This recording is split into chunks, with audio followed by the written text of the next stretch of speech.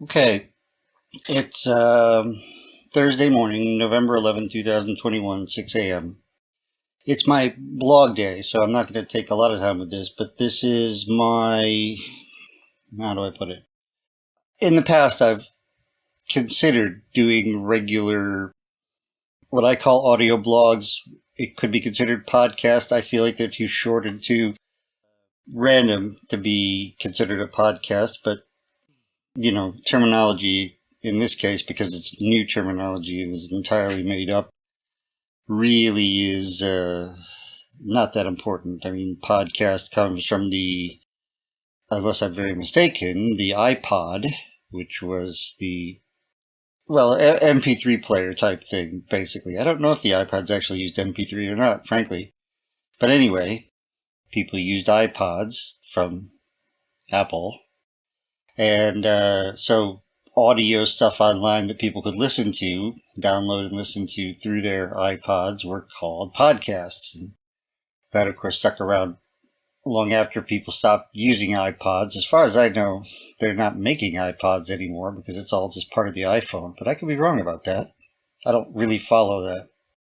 Anyway, on my way in this morning, I elected not to listen to any music, which is what I often do on my way in. And as often happens, I just sort of thought out loud to myself, well, partly in my head, partly out loud. Probably could be considered a lunatic, but who cares? And I was thinking about something. I recently had a revelation about managing probabilities that some of you out there are going to be amused by and kind of derogatory about. But I was listening to a book. I don't remember whether it was the one of the Elise Smolin, I think, or like The Joy of X and things like that, or if it was the book Shape by the same guy who did the book Jordan Ellenberg. Excuse me, he's the one. I think it might have been Jordan Ellenberg in Shape, because he said that book Shape, and then on How Not to Be Wrong, really great fun of describing and explaining mathematics in ways that make it much more sensible and intuitive and just make it fun. But it could have been Steven Strogatz. That's who it is. Either The Joy of X or Infinite Powers, where I don't think it could have been Infinite Powers. That was more specifically about calculus. Anyway, probably it was Jordan Ellenberg, who I highly recommend either or both of his books to everybody, because people have a hard time dealing with probability. We aren't inherently good at it. It's not something we intuit naturally and get correct.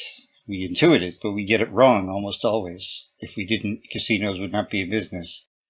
But when considering, for instance, how to iterate risk, say, for instance, a 1% chance of dying when you do some activity, skydiving, I don't know. After X number of times, what are your odds of dying? Well, obviously they don't accumulate. So if you do it 5 times, you don't have a 5% chance of dying. It doesn't go up like that. It goes up at decreasing amounts. The first time it's a 1% chance.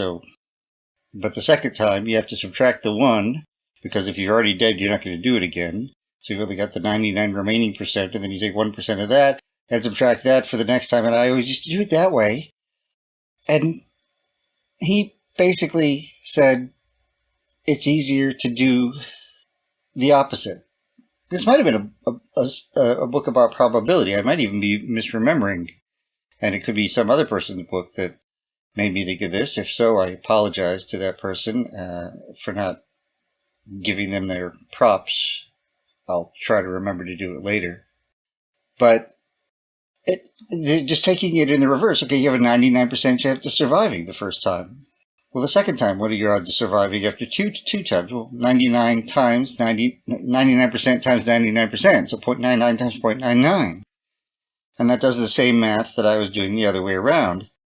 So, for instance, and he used that to demonstrate how the old birthday quote-unquote paradox, which is not a paradox, works, where how many people do you have to have in a room to have better than 50% odds that 2 of them share a birthday? You're not picking the birthday ahead of time. You're not picking the person ahead of time. just the odds that two of them share a birthday, okay? And he showed that the way to do that, the easier way to do that, is to do the subtraction problem. So taking the odds of there not being a birthday and reducing that rather than trying to build the other. And it's just so, it seems so obvious. I mean, well, let's take it for instance. So if you have a 1% chance of dying when you do something, say skydiving or drunk driving or whatever, your chances of dying don't drop to 50% after 50 times. They drop to 39.5 about percent chance of dying. So because your percent chance of survival 60.5%. So then if you do it 51 times, it's down to 59.9% chance of surviving. Roughly, I'm rounding off here because the number goes on and on and on. So 52 times gets you, and 53 times. So let's do this. Let me go back to the beginning. Just try doing it 60 times. So 0.99 to the 60th power. Nope, it's still not 50% chance of dying. It's still about 45.3% chance. So how about if we do it 70 times in a row? 0.99 x to the y, 70. That does it. You're just over 50% there. So if you have a 1% chance of dying and you do something 70 times in a row that has that 1% chance, then overall you get about a slightly over 50% chance of dying. You could die the first time. You could die any time in there, and you could survive all of those tries about half the time. It takes a long, long time. It'll never go down to zero. You'll never go down to a 0% chance of survival, though you can get down to levels so low that you could keep doing it over the lifetime of the entire universe and have everybody do it over the lifetime of the universe, and you would never have somebody survive X number of times in a row. You can just set that limit and say, okay, what are the odds of survival if you do something 10,000 times and it has a 99% chance of survival or a 1% chance of dying? So 10,000. Let's try that. Then your odds of survival are about 2.25 times 10 to the negative 44th. Very low. So if there's a 1% chance of dying when you drive drunk, don't do it 10,000 times. Well, you won't do it 10,000 times, odds are. Odds are you'll die a long time before that. And you'll probably kill somebody else too. Anyway, that's a tangent. But I just sort of wanted to throw that out there in case anybody else has been as stuck in that concept as I. Probably most people don't think about it as much. But I'm going to try to do these things maybe, once a day if I can, do like a 5 to at most 10-minute random thought exposition and then accumulate them over the course of maybe a week and put them on iterations of 0. That's the sort of notion at this moment anyway. We'll see if it continues, but I wanted to get this out there while I was thinking about it and before I start to write my weekly blog. Thank you. Okay, it's Friday morning now, November 12th, 2021, about 5 to 6 in the morning. I don't have anything specific to talk about this morning, but in yesterday's recording and on my blog, I sort of committed to the idea of actually recording a good, well, at least 5 minutes a day, some of which, I'll edit out. Obviously, the ums and stuff like that will be edited out. So if you hear an it's one I missed, or it just was too close to something I was saying to be able to cleanly edit out without it being awkward. I guess I can also see this little exercise as a form of therapy, even. I had been briefly doing online therapy by text.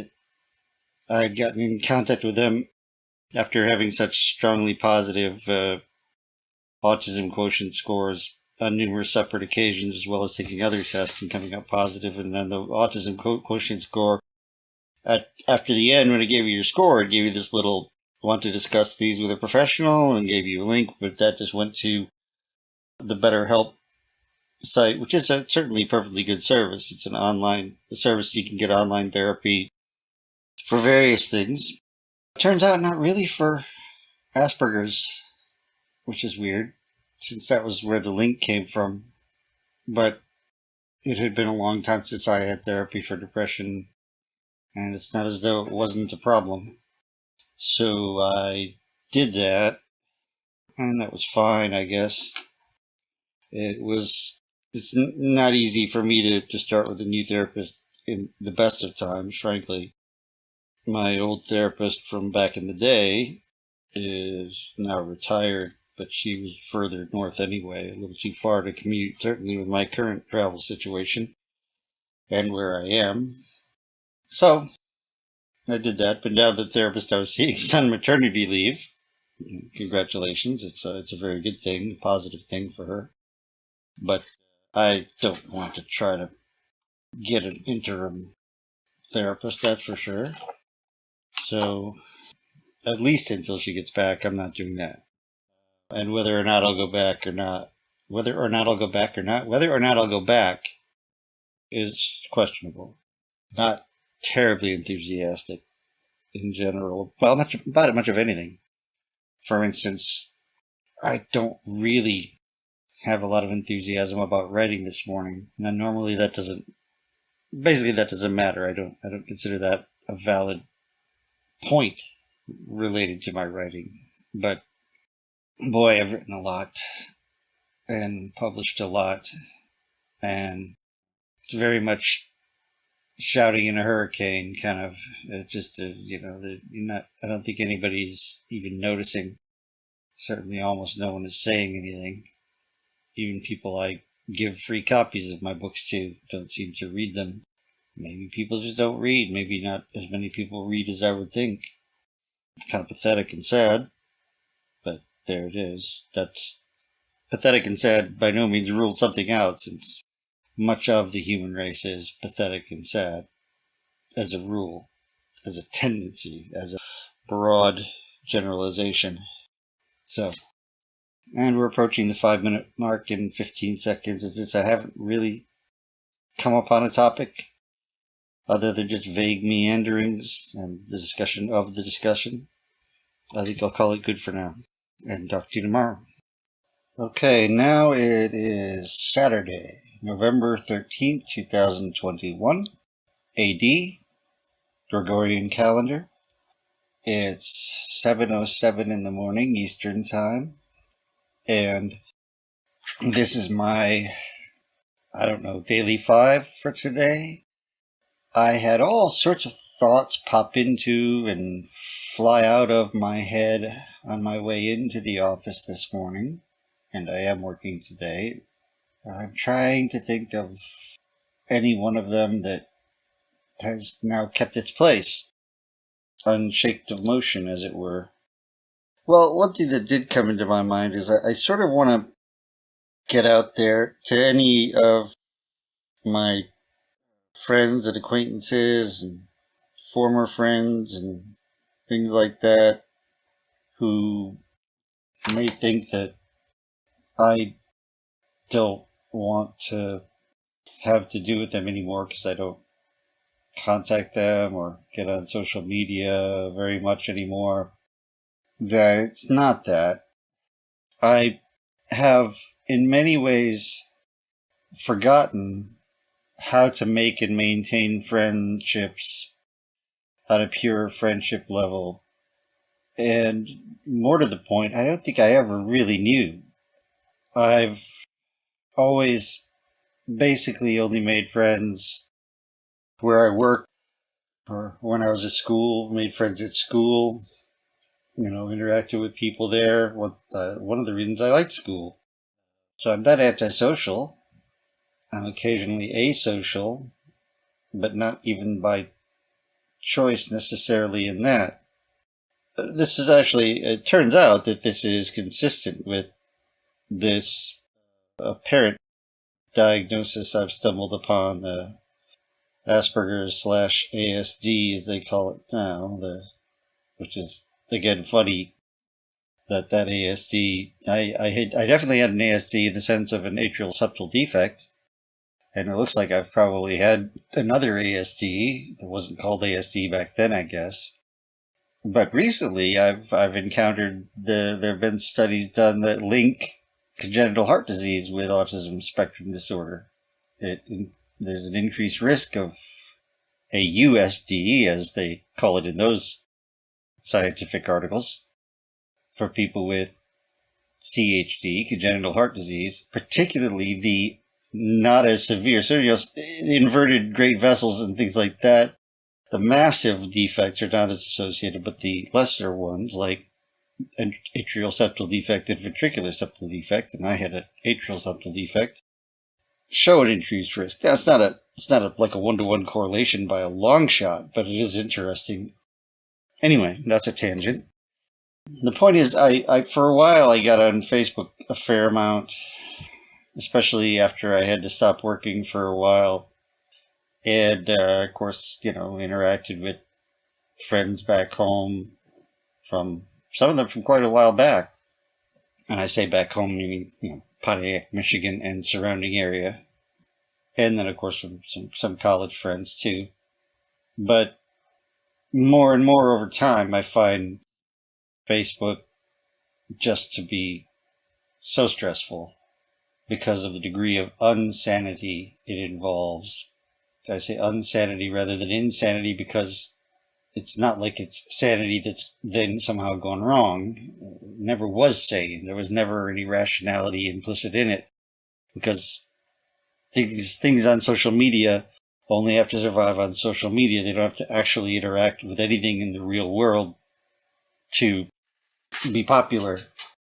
So, unsanity is a word I've coined for things that really don't even have anything to do with sanity or rationality, and never did.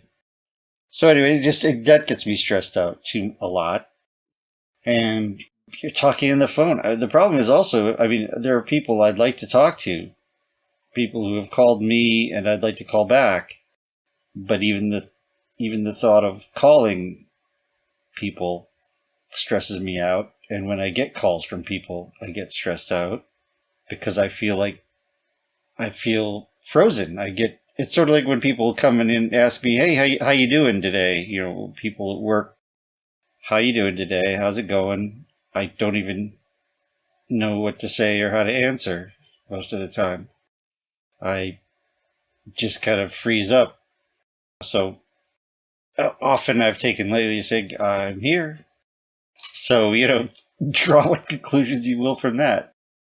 I don't add the last part, but that's sort of the implication. Just, I'm here, so I'm alive. That may or may not be a good thing, depending on your point of view, but it is the case.